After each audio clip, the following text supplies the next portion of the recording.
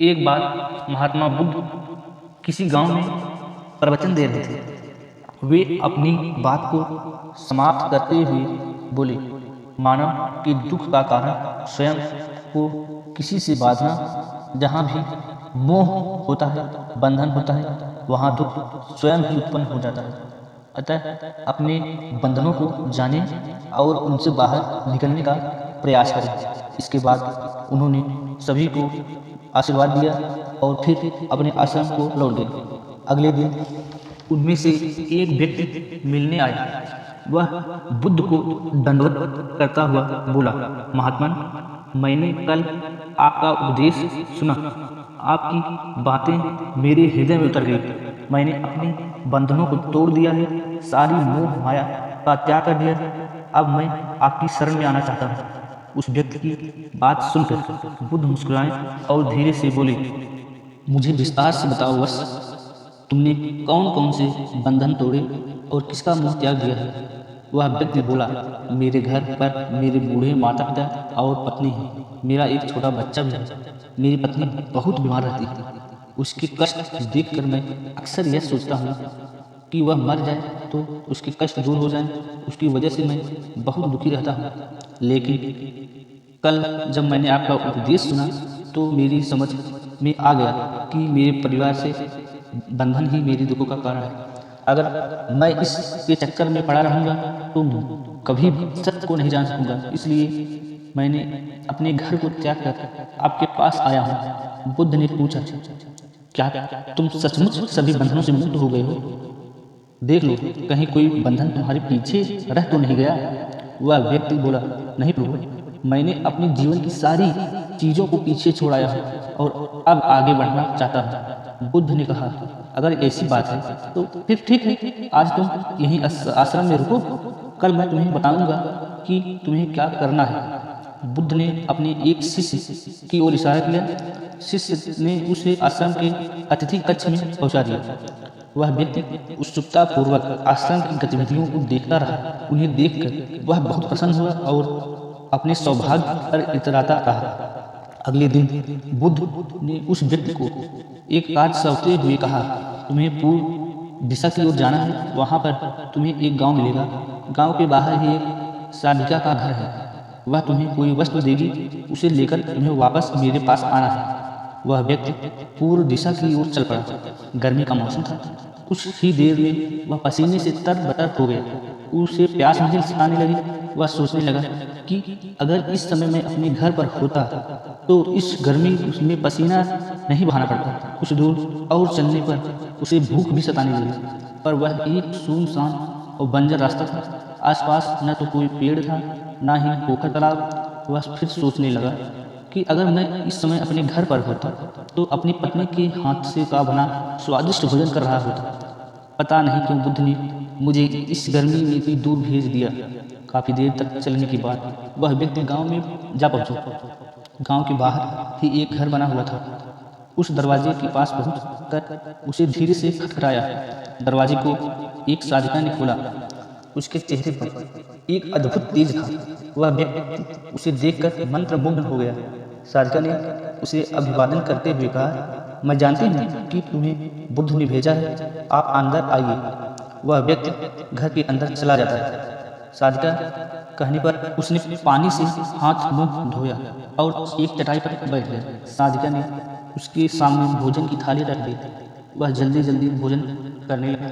अचानक उस व्यक्ति की नज़र साधिका के पैरों पर पड़ी। उसके पैर बहुत सुंदर थे। वह उन्हें देखता ही रह गया। तभी साधिका ने उसका ध्यान भंग किया। वह बोली, जिस व्यक्ति को बुद्ध के चरणों में स्थान मिल जाता है फिर उसे किसी अन्य चरणों की आवश्यकता नहीं पड़ती। साधिका की इस बात को सुनकर वह व्यक्ति लज्जित हो गया और नजरें नीचे करके चुपचाप भोजन करने लगा। भोजन करने के बाद साधिका ने कहा, आप बहुत दूर से आए हैं, थक गए होंगे, यहीं चटाई पर लेट जाएं, मैं पंखा लगा दूंगा। वह व्यक्ति बहुत थका हुआ था। वह चटाई पर लेट गया और अपनी आंखें बंद कर ली।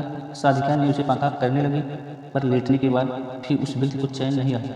उसने धीरे से अपनी पलकों को खोला और एक चोर नज़रों से साधिका को देखने लगा।